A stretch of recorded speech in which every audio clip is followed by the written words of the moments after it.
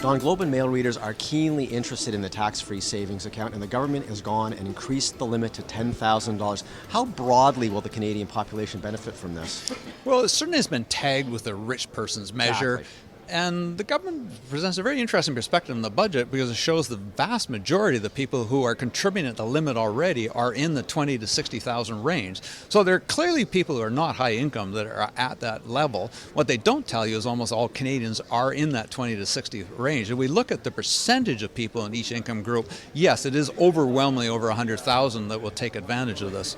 Okay, so really it's the people who have the most money who will be able to most make use of this higher limit.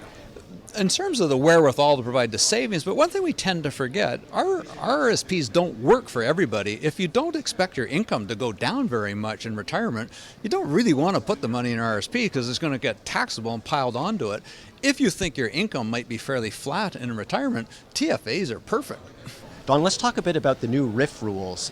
People will be able to withdraw a little bit less from the registered retirement income funds as a result of the budget. Will that make a significant impact in helping people preserve what's in their RRIFs and not withdraw it all prematurely?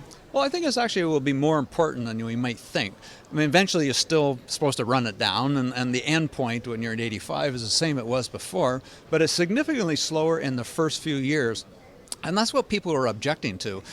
Some of them are still working by 71. Some of them didn't need the money at that point. They wanted to defer that a bit. And they're getting that to some degree. So it's a significant difference when you're 71, 72, and 73. But then, of course, it becomes less of a difference. But that's, I think, what you would expect. Okay, good. So this will help people preserve their RRIFs to some degree then? Absolutely. Good. Yeah. Let's talk a bit about the home accessibility tax credit. You think it's significant not for the pure dollar value, but it suggests that the government's starting to think about a senior strategy for our aging population. I wonder if you could elaborate on that. Well, all governments in Canada, federally and provincial, have had their eyes shut to this tsunami of elderly people. Where are they? They're in hospitals when they shouldn't be in hospitals. We don't have a proper long-term care facility, and we don't, unlike countries in Denmark, have a proper system to support people stay in their homes, which is where they want to be.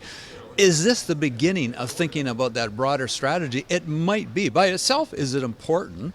If for all intents and purposes, other than a bar in your bathroom or some adjustment to your front steps, you could stay at home, great. But I'm wondering if the provinces and the federal government can coalesce together to do a strategy using this as a springboard. Okay, thanks, Don. You're welcome.